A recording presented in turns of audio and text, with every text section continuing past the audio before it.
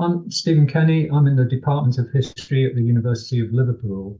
And here I teach and research on the topics of slavery, racism, health, and medicine, mainly in the era of antebellum slavery, but also Jim Crow segregation.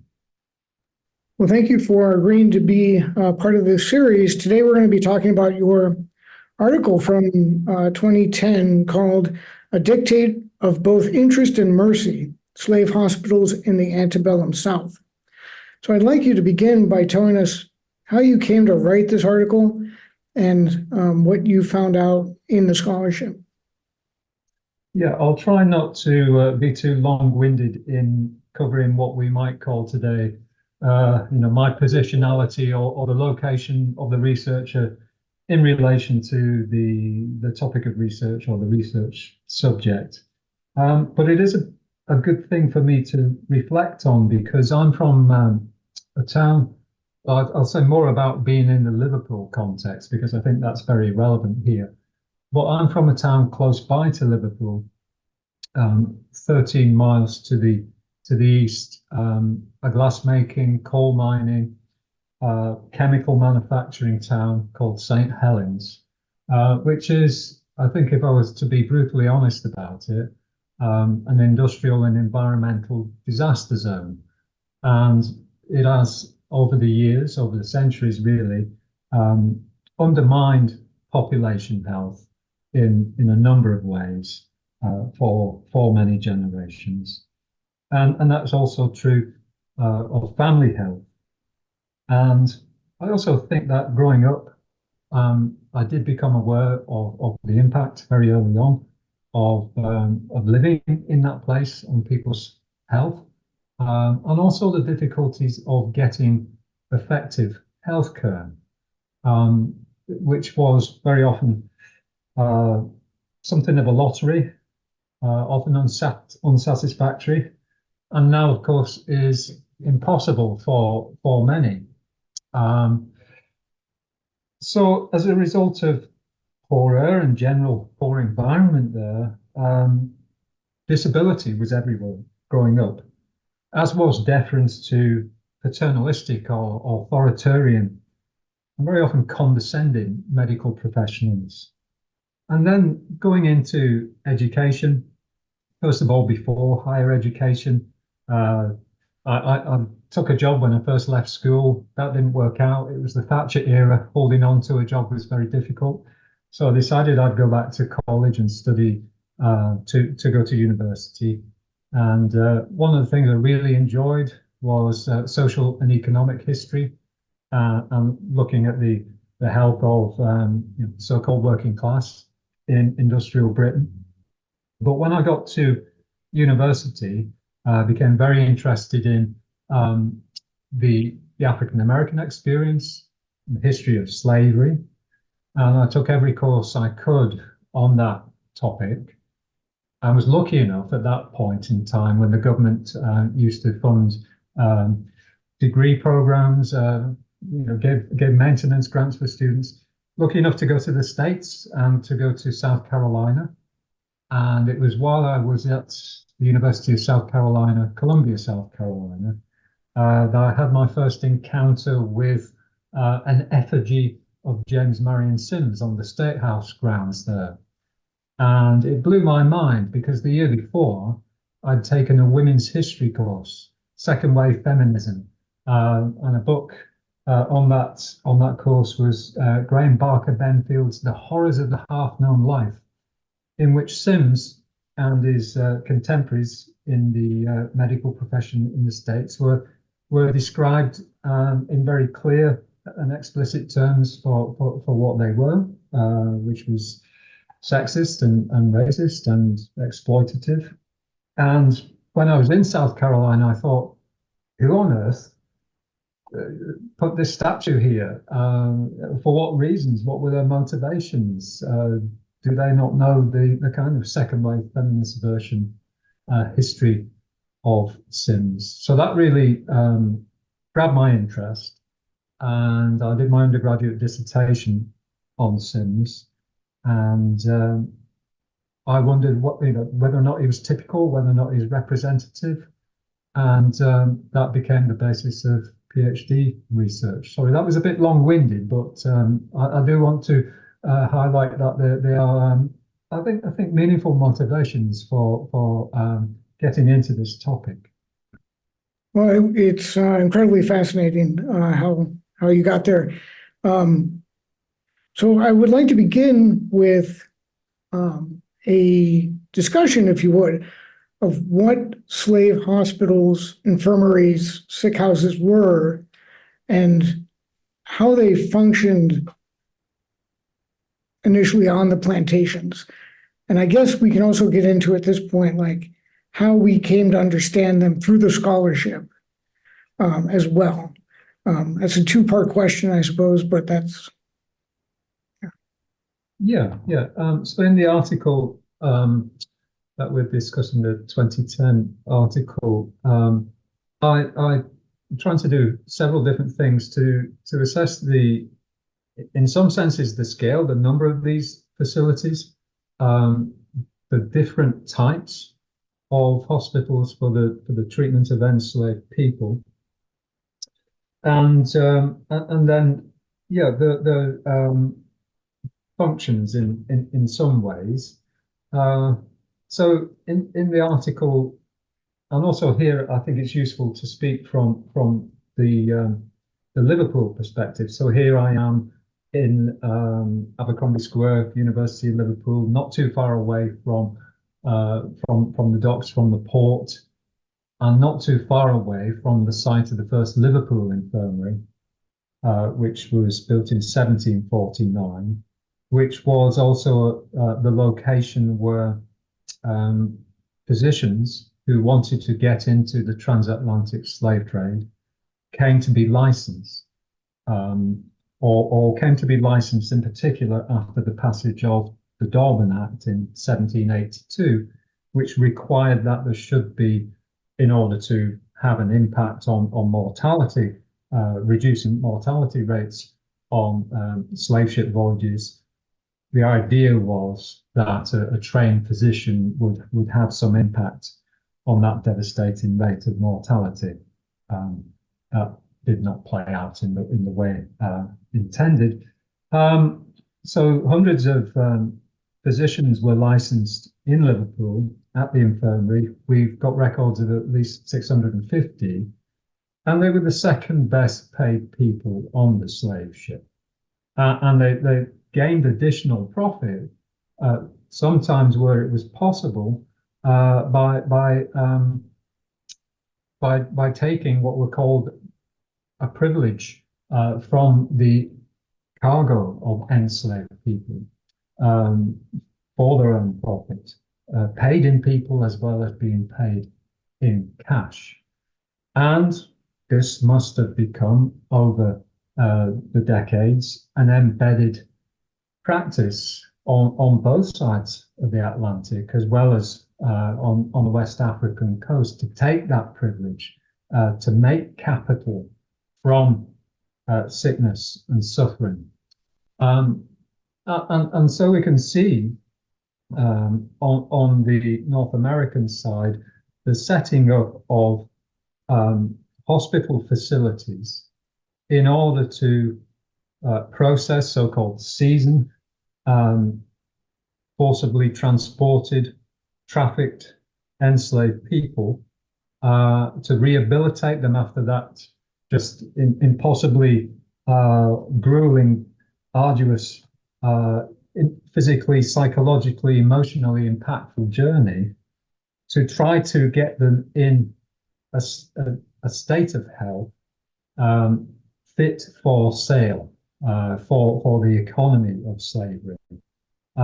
So there were facilities set up like that in order to try and prevent infectious diseases spreading in North American port cities. First and foremost, probably the earliest one imagines hospital facility was a quarantine station, and we see these in Charleston and Savannah. I believe one in Savannah was over 9 stories tall, must have been an enormous structure.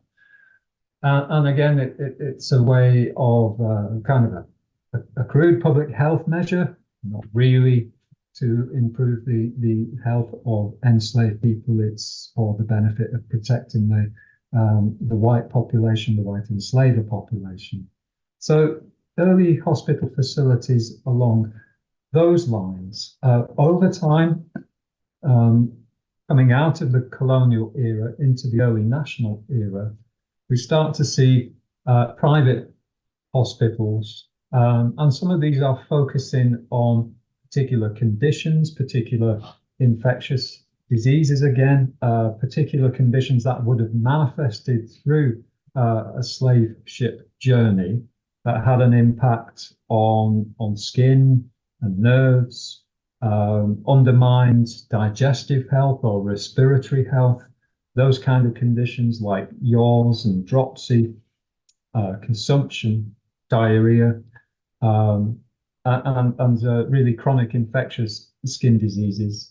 Of course, there was a great fear of leprosy at that time as well, but also scrofula, venereal diseases. So some of the advertisements, and this is the type of source that I will be using to do that research.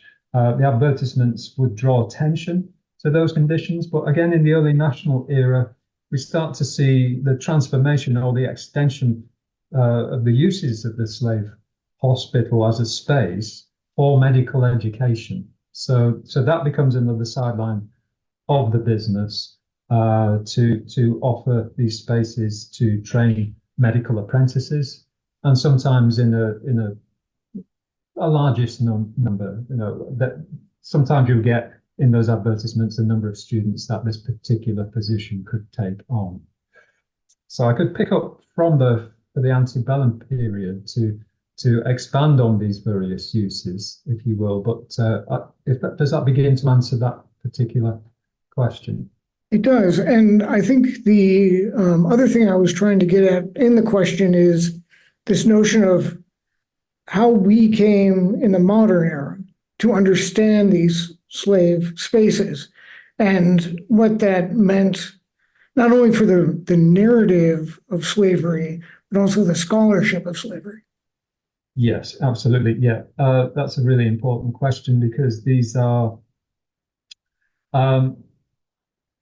we really, beyond the advertisements and in the absence of thorough kind of archaeological investigations, and in the absence of any extensive documentation on these spaces, except for some exceptional cases, they are not as well known through the documentary record as one would like, and as a result, in part, have been greatly mythologized in their own historical moment by those who are seeking to defend the system of slavery, defend the white elite, white supremacy.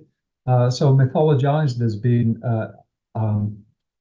spaces that everyone who is in this business of slavery should aspire to build as effectively as possible to tackle any potential health problems on the plantation.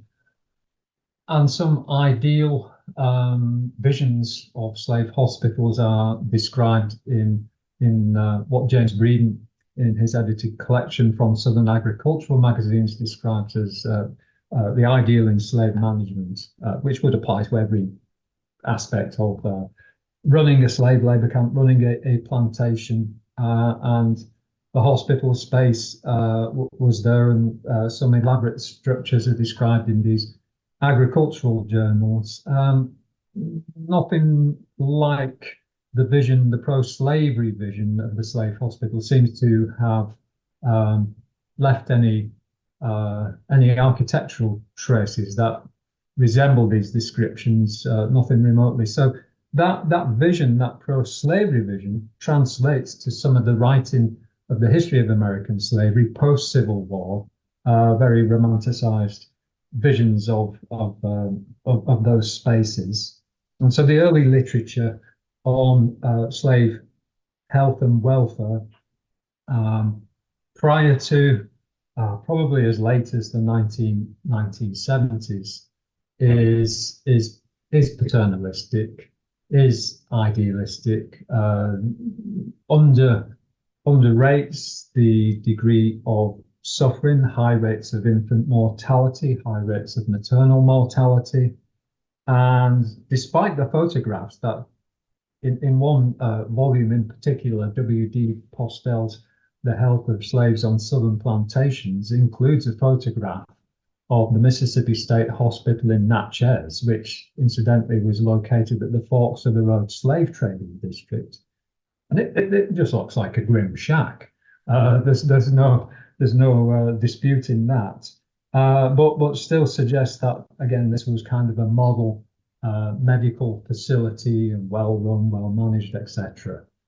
So that's kind of what scholarship since has been trying to overcome these kind of mythologized visions of slave healthcare and kind of this utopian vision of the slave hospital. Yeah, that came out very strongly in the article, this kind of dichotomy between idealization and realization. But the other thing that I wanted to talk about is the level of care and function of these spaces. I mean, to call them hospitals is, I think, generous. So sometimes, as you said, just shacks. And because there is another dichotomy between the human care of the patient and the commodity care of the property.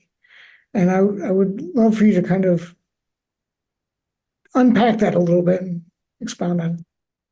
Yeah, certainly. No, that's great questions. Well, I think, I mentioned some of the sources that give us a way into reconstructing in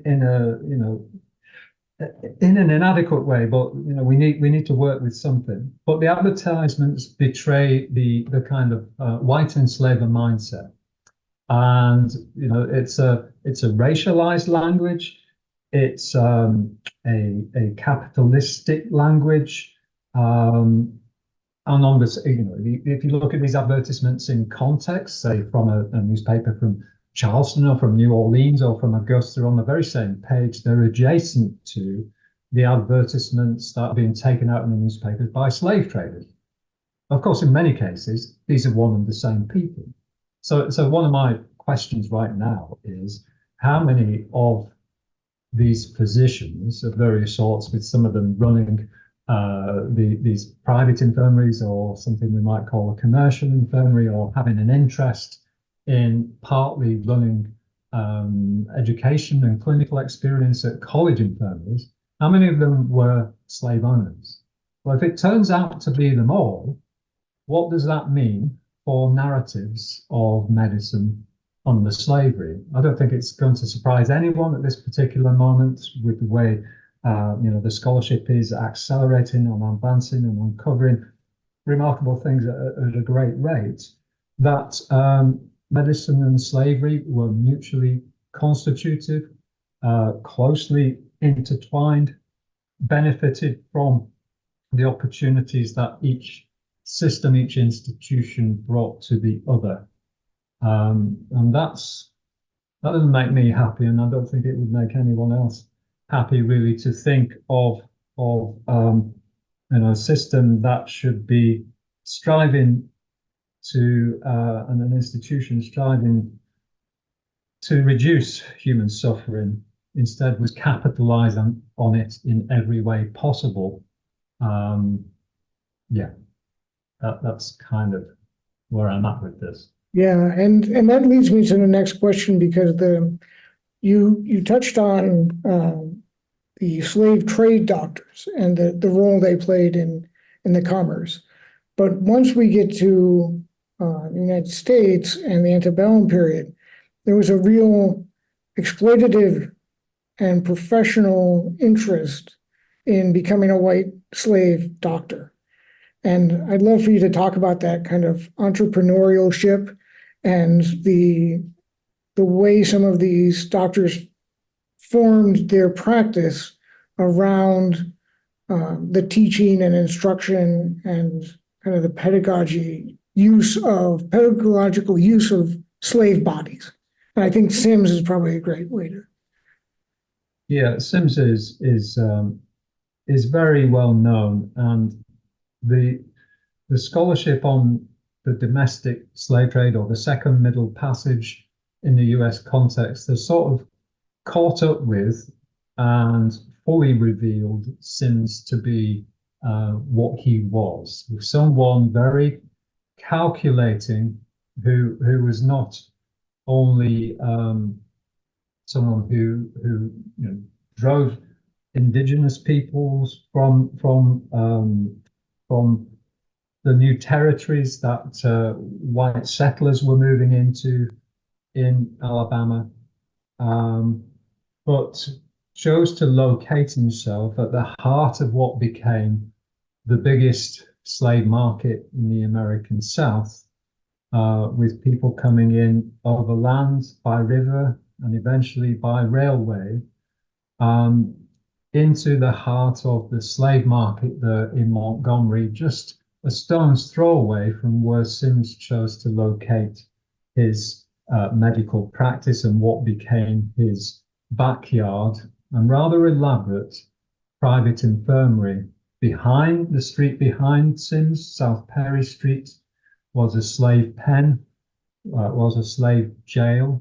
He could literally walk down to the fountain, the auction site, adjacent to which were large warehouses, where enslaved people were kept captive prior to sale, and select the people who may or may not have been generating a high price or were sold for next to nothing, and make a claim to those people and try to profit from them by bringing them up to a saleable condition in his backyard private infirmary. So Sims is very typical, very representative of someone who capitalized on the trade. And he also taught students. The records of some of Sims's medical apprentices can be found in an MD thesis collection in Charleston, in the Waring Library at the Medical University in South Carolina. A good number of students wrote a thesis and wrote of their experiences observing Sims's operations and undertaking some operations, some new procedures for them, so thus experimental in those spaces. So while not a formal medical college, that backyard private hospital served multiple functions, including medical education. And of course, as everyone who knows about Sims is aware, experimental surgical procedures of various sorts on enslaved people across the life course, male and female. Yeah, and that's one of the, American slavery is rife with contradictions and missed opportunities and all this sort of thing. But that idea of the slave health care as experimental for, trying out procedures that ultimately would be used on whites, but at the same time, trying to find that racialized difference that justified the African American as a separate species, as someone deserving of enslavement, some innate quality that made the Black different from the white, while at the same time creating procedures that would go on to, you know where I'm going with this? Yeah. They probably were comfortable with the contradiction, because the contradiction, there probably was not a contradiction for them in their own historical moment. This was something to be capitalized on, the whole business of so-called, as it was in its own historical moment, Negro medicine. Serve multiple uses. So at the one level, as you say, it shores up the system of slavery, the system of white supremacy, which always needs to be shored up, because for centuries the same effort to find biological, scientific, medical proof of racial difference was an open experiment. So we see this, early on in Europe, and racial scientists finding allegedly at the biological level, at the skeletal level, some marker that seems to indicate from their observations, which were flawed from their inception, evidence of racial difference. And this goes on and on and on, and it serves the necessity of working against more humane visions of society in order to create a hierarchy, in order to divide people. And then it becomes this business opportunity, and it becomes its own curriculum with its own velocity that proves to be attractive to those who want to continue these practices and make money from a vulnerable population. And then a population that, as we move into the Jim Crow period, they would like to eliminate and argue are degraded and deviant and disappearing and will no longer be with us soon. These are the kind of arguments that emerge at the height or the nadir of Jim Crow and in the eugenic era. So it only gets worse, and the tradition is drawn upon over and over again by these medical racists and racial scientists, and trying to racialize every single part of the human anatomy and every single condition that manifests as a sickness gets racialized. It's not a glorious record by any means. Yeah, in one of our discussions, we were talking about the fact that even today there's a deep rot in American healthcare as far as the disparity between white and black, and it literally begins on the shores of West Africa with these slave doctors choosing which people should be included on a boat, hiding sick people and all that kind of stuff. But I wanted to, that was an aside, I wanted to, one of the great things about the article that I learned was this differentiation between the plantation shack and what would become city institutions. And what you discovered was how many patients were admitted by slave traders and slave merchants, so people who sold slaves in that period, and that transition through kind of the institution once people got here. And I'd love for you to talk about how those two institutions kind of developed and what was different among them. Yeah. Unfortunately, it's the case that we don't have outside of, to my knowledge, outside of the New Orleans context, anything like a hospital register or admission book. And so we do have that for those couple of hospitals mentioned in that article, the Hotel Dieu and the Toro Infirmary.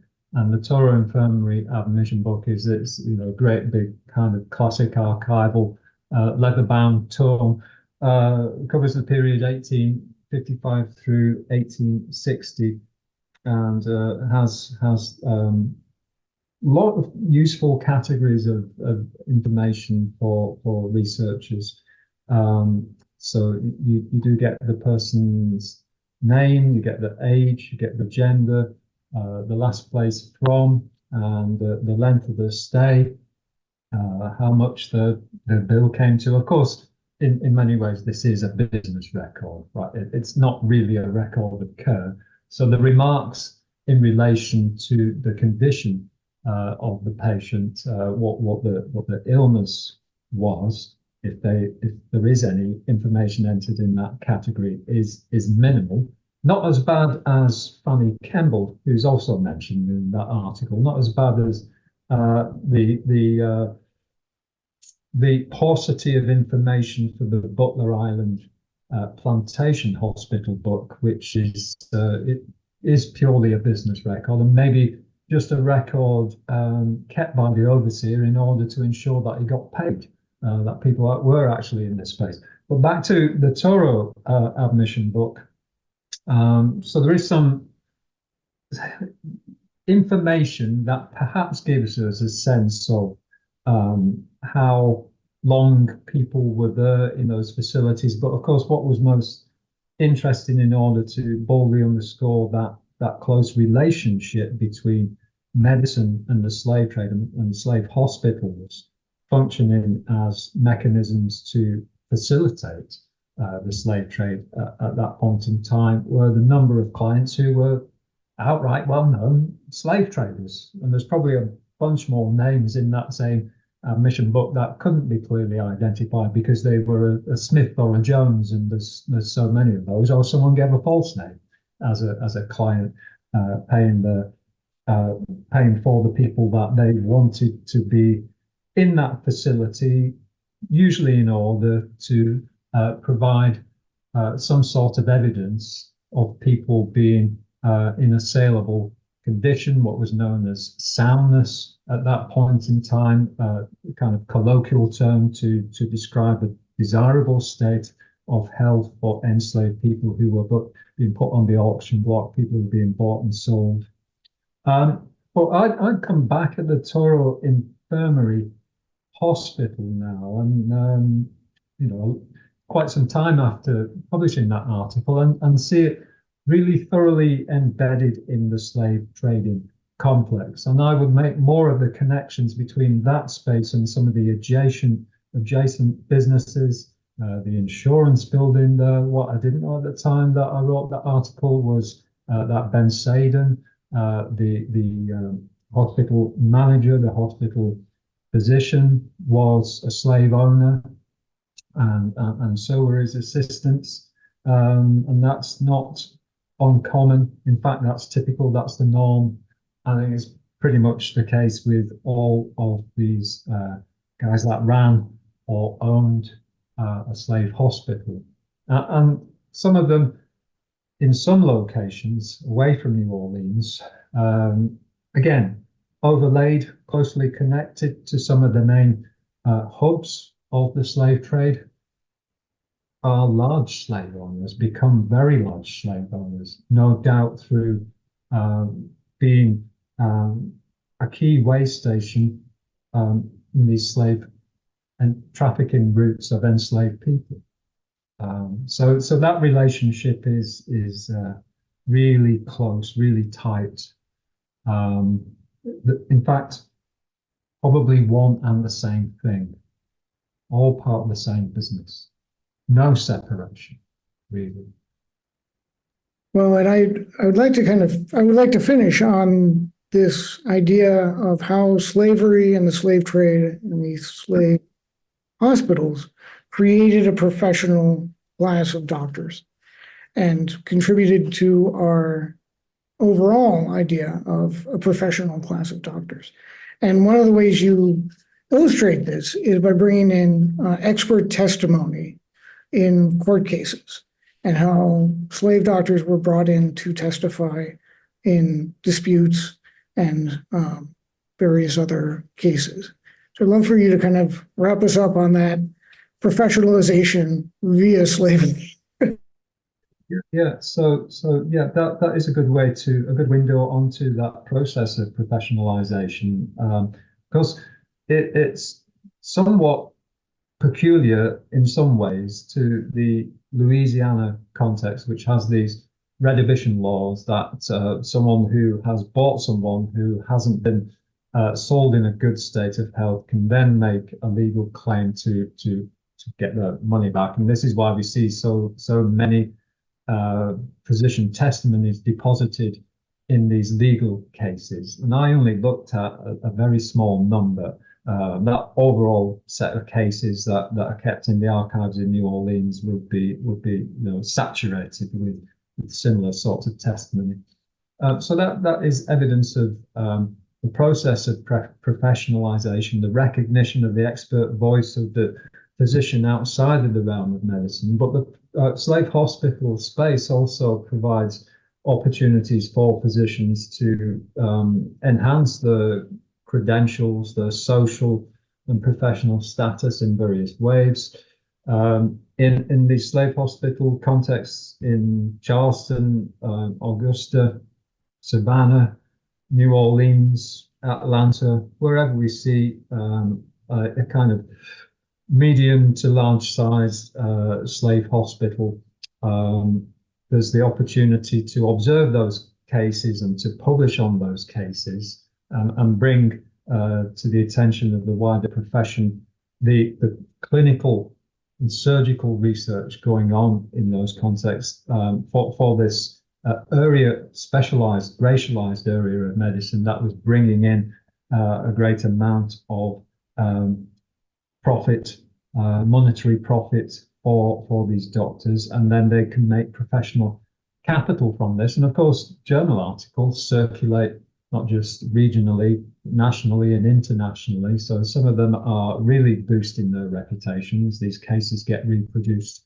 in mainstream medical journals if they start out regionally.